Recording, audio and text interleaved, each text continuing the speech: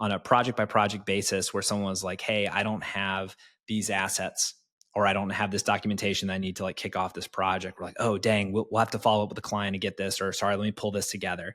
So it's that little bit of friction that kind of exists right there that isn't captured and documented.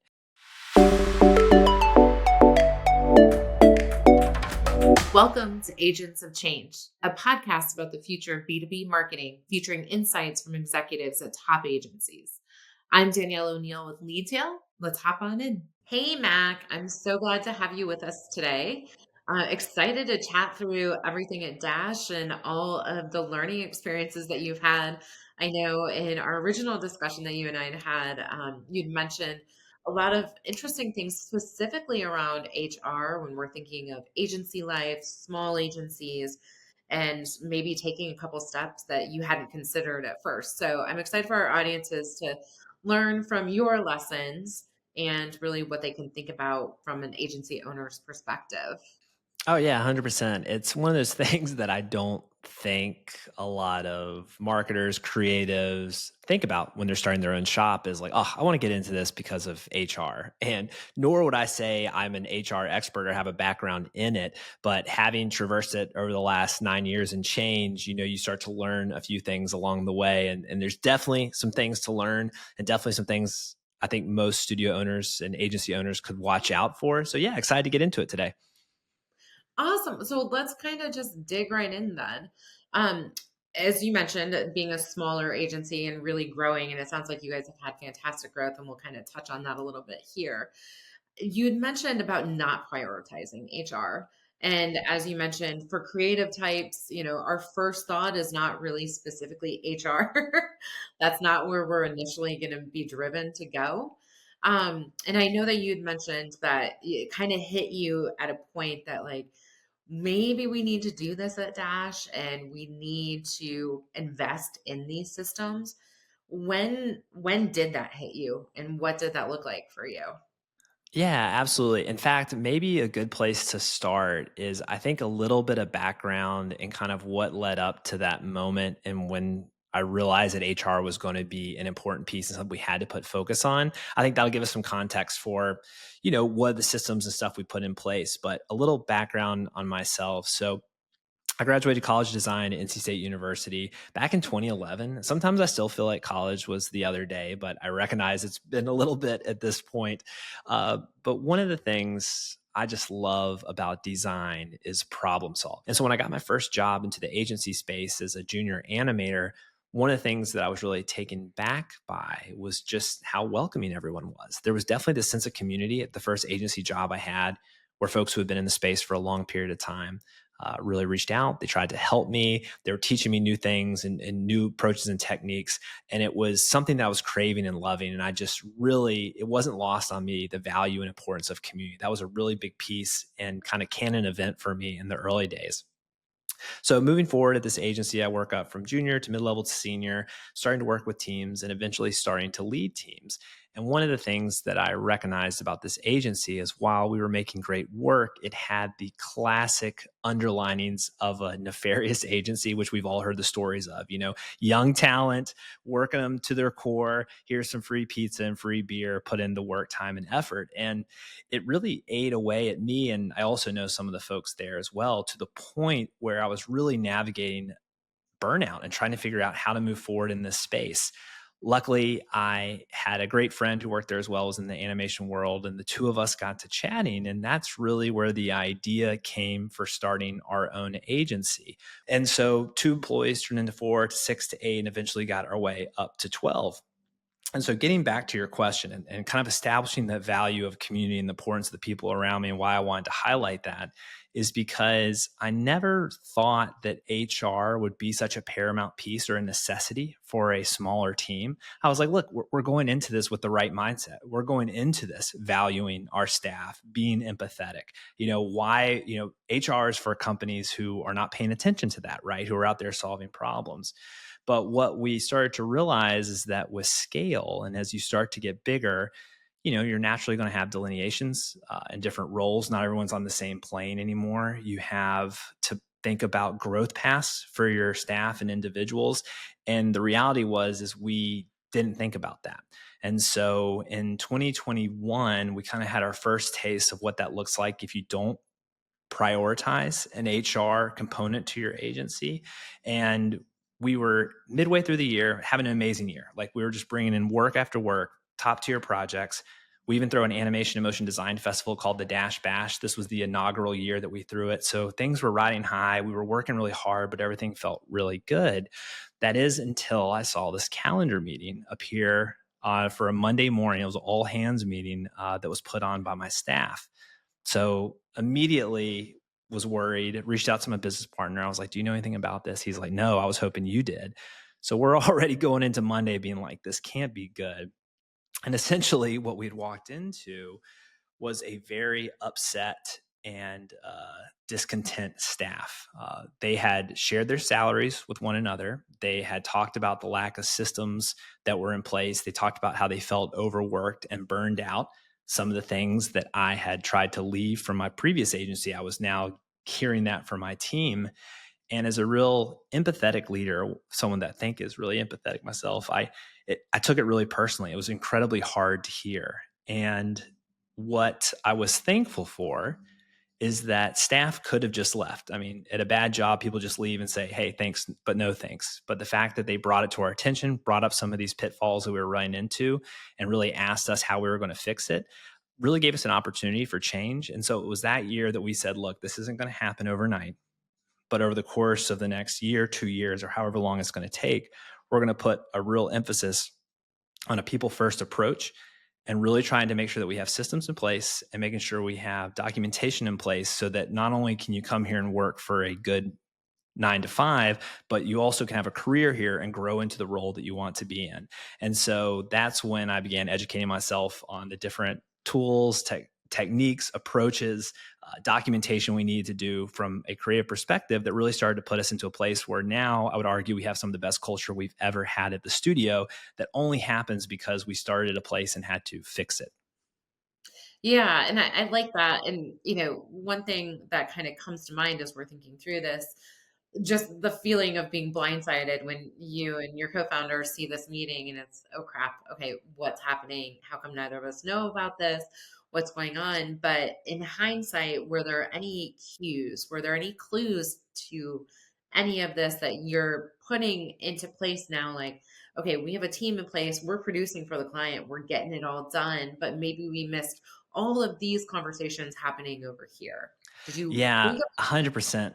I think what's really interesting is that what you recognize first in a situation like this is that you didn't have the systems to capture that information when it did arise. And so you start thinking back and you're like, oh, there were some things that came up, whether it was on a project by project basis where someone was like, hey, I don't have these assets or I don't have this documentation that I need to like kick off this project. We're like, oh, dang, we'll have to follow up with the client to get this, or sorry, let me pull this together. So it's that little bit of friction that kind of exists right there that isn't captured and documented. We were so busy that I was not having regular conversations in a one-on-one capacity with each of our staff members to say like, hey, how are you doing? You doing okay?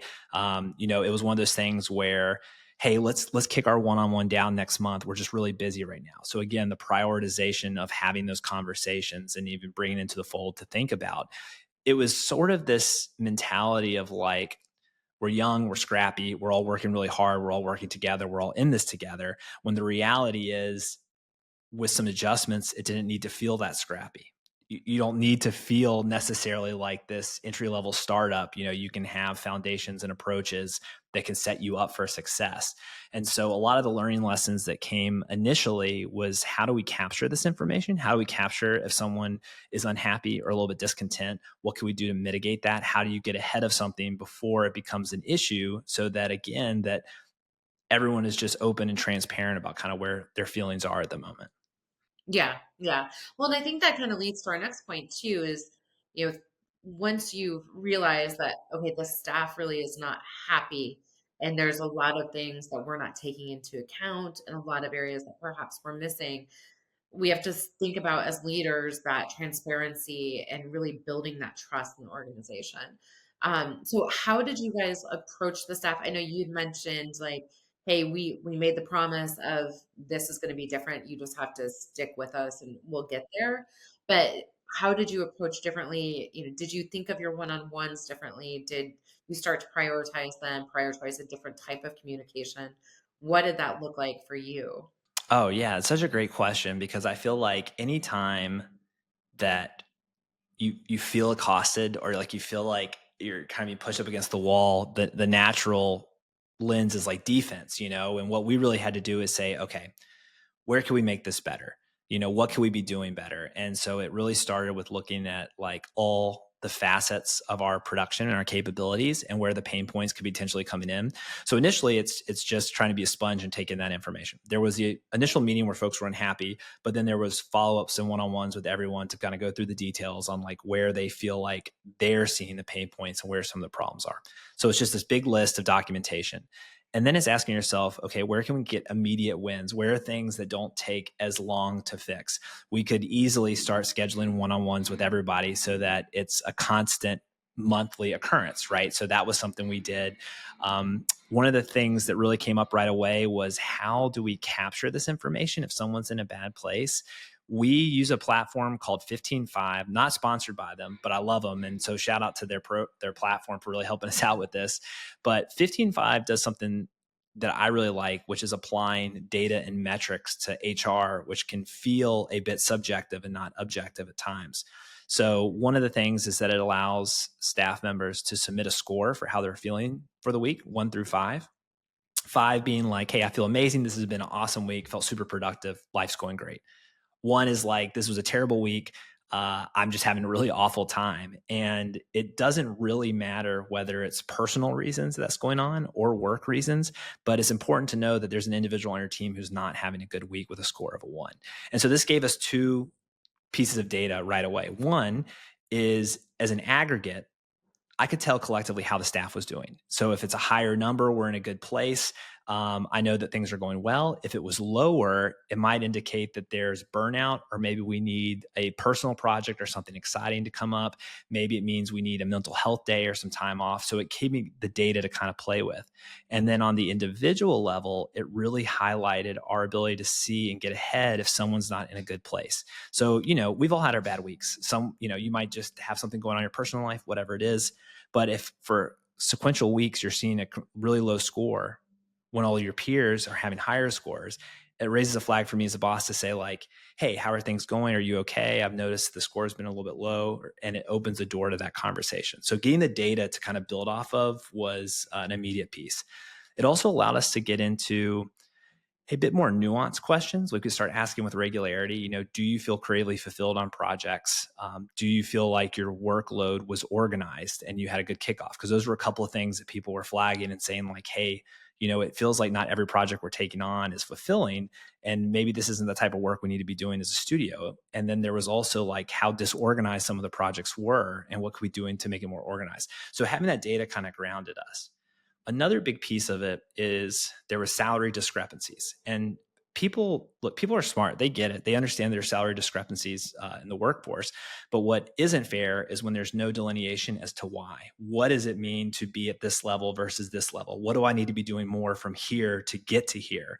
And so for us, it was defining every role we had in the company, including myself and my business partner, and creating salary bands for those positions. So in general, kind of where you're landing in the band, where your peers are landing in the band, maybe not exactly what they have, but it kind of grounds us that like, look, we're not like a Fortune 500 CEO making 100x more than like the staff members. It's like we're all kind of in this general range. And I think that kind of helped with the playing field and gave people a sense of growth on like where they could go to. Another thing that comes up too in our space, in the creative space particularly, is that there's certain limitations on career growth depending on whether you want to be a manager or you want to be a long-term creative. For example, like if you're in the animation space like we are, you could be an animator level 1, 2, or 3, or junior, mid-level, senior, and that was kind of it. So for us, one of the things we tried to do is really establish some broader growth paths to show people who want to be like individual creators what that individual creative track looks like. So instead of just having motion one, two, and three, we introduced senior motion designer, motion lead, principal motion designer that could grow where you could be individual creator, just as we had the management track to lead to, art director, senior art director, associate creative director. So right away, just defining some of these pieces and getting some like roles defined, salaries defined, growth paths defined, a way to collect that data and information kind of set us up on the right path for success. So those were some of the foundational pieces. And then some of the other tools that we started to introduce along the way was trying to get people more involved with what we were doing as a studio and get more buy-in. And that comes with transparency on what's happening at the studio. So on a monthly basis, we do a monthly report that goes through, what our goal is for the year, what the different goals are for each department in the agency, talking about where we are from a percentage wise and what we're going to, some of the big news and information that's happened in that department on a monthly basis. So this just allows people to get more buy-in into the studio. It's also about creating engagement. I think one of the things that popped up when there was discontent is that people just didn't feel connected. This is like right in the midst of COVID. People are working from home. They're feeling a little bit disparate and they're kind of in their silos. And we know that things can kind of fester when you're in a silo and you feel like you don't have that group support. So it started to become more intentional with our gatherings as much as we could. We do daily stand-ups where every day for 15 minutes, we just kind of run through what everyone's working on and a quick chat with everyone so that you get a little bit of face-to-face, even though you are working remotely.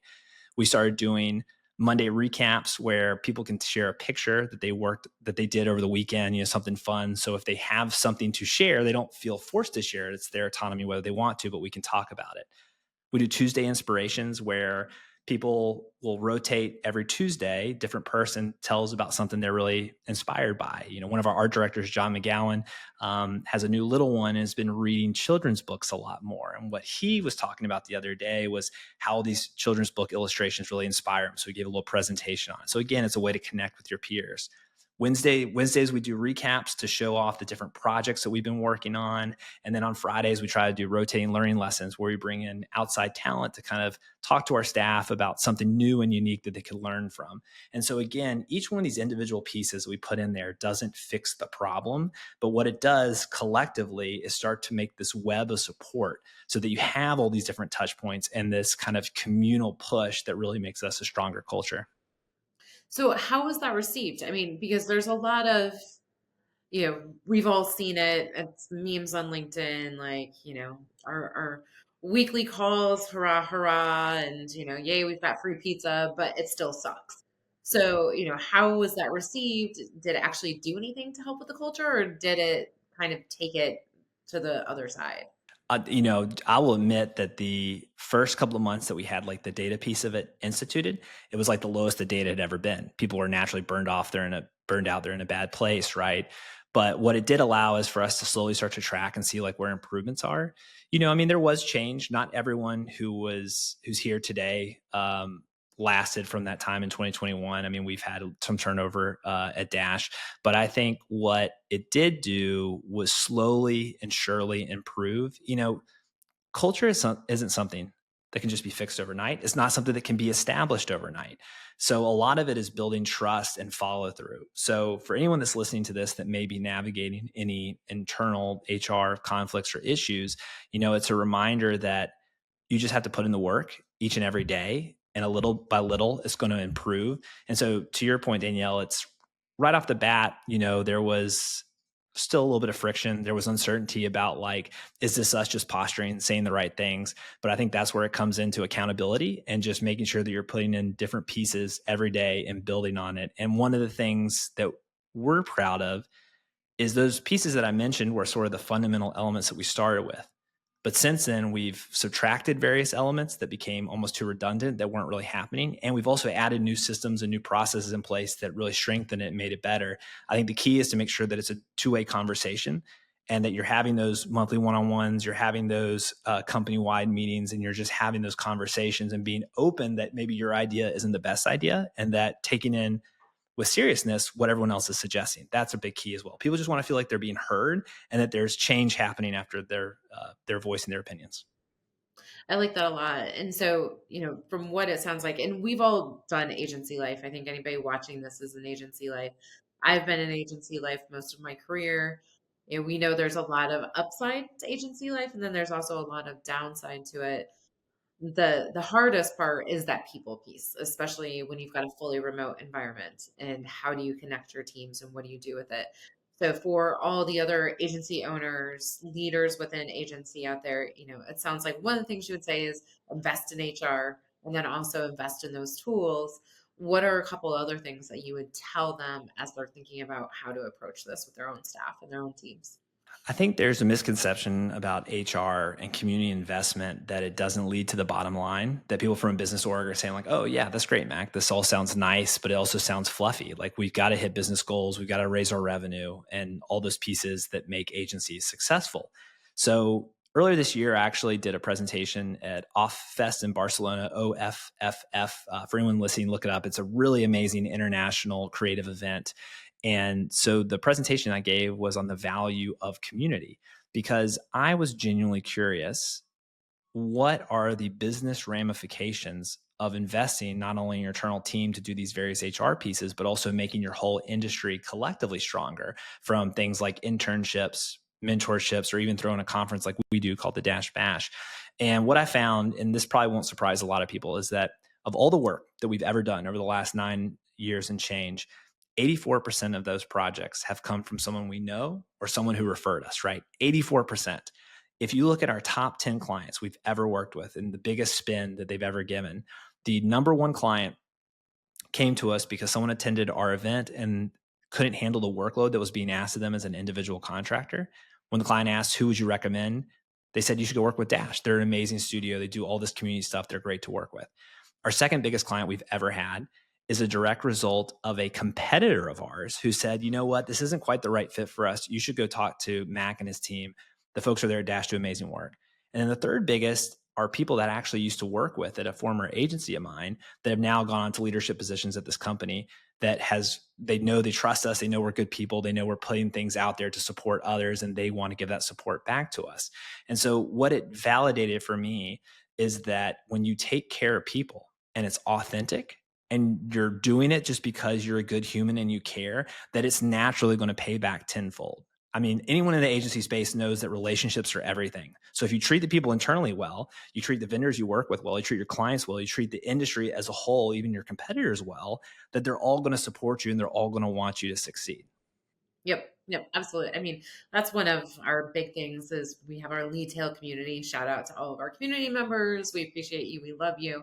And that's where we get a majority of our business from. It's very rare that we'll find somebody that's just kind of found us online. So much of ours comes from word of mouth, and we appreciate that so much. It's the lifeblood, I think, of any agency is to have that.